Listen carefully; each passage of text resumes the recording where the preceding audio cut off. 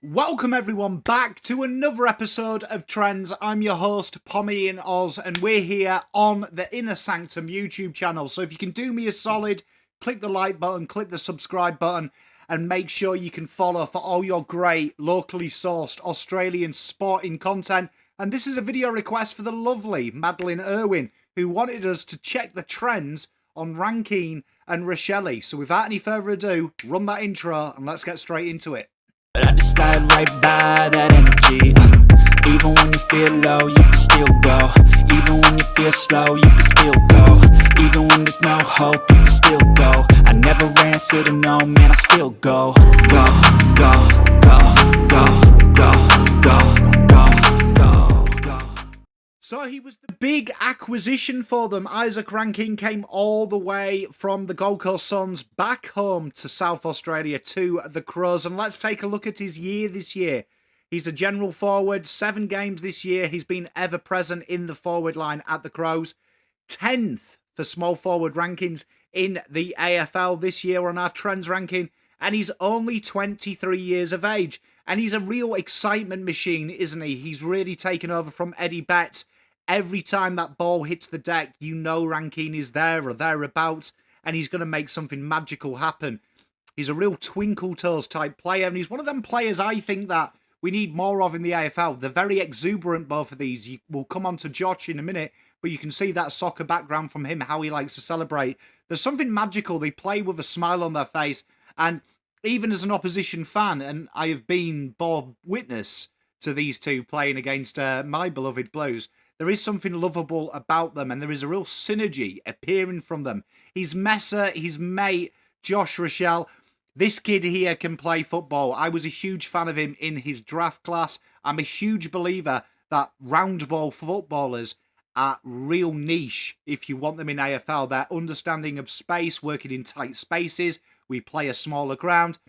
And it's really evident in the way that Josh goes about his business. 7 games ever present like Isaac this year. 23rd, really on the rise, this kid. 20 years of old. And he's really shown that work around the stoppages. He's got real direct running patterns, particularly in them forward half stoppages, which causes havoc for defences. It's a bit like Tuck Miller if you watch him. He just oscillates out the back and he makes that direct running pattern.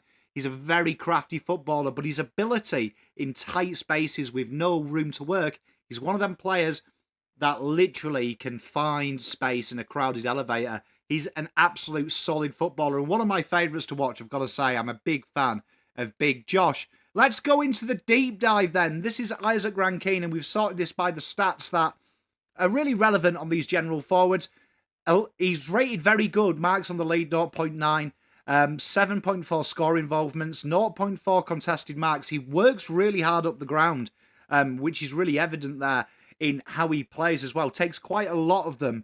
He does take the bigger guys. He's actually ranked 12th at marks inside 50 per game, 20 for goals, 13 for score involvements, which we'll come on to.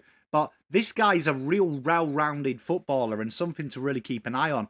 2.9 inside 50s, he really does try and dish it out as well. He's really, like we say, him and Tex Walker have that habit of really encroaching 60, 65, 70 metres out and doing a bit of damage. And the 2 goals a game, he's been dead-eye Dick. And, you know, like Bob Marley likes his donuts, when the ball hits the deck, this kid is jamming. This is where he's literally at his work. His ability to work off his toes is incredible, but also his ability to find his own space and his own ball shouldn't be understated with just how good this kid is developing.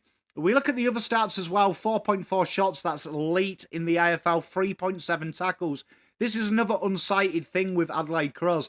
His forward pressure is really phenomenal, and he doesn't mind tracking back with them dangerous halfback flankers. Transition and turnover game is the new and vogue thing in the AFL, and that is something that Isaac's incredibly good at negating. You do see him quite often almost get up to the wing when he's chasing these little give and goes that halfbacks play, and he's a very wise little customer as well when he does it. He's very, very clever in how he positions himself, but he's got incredible work rate. 17.9 pressure acts, that's very good. The 1 tackle inside 50, like we say, he does track back, and 0.6 goal assists. He's on the AFL average.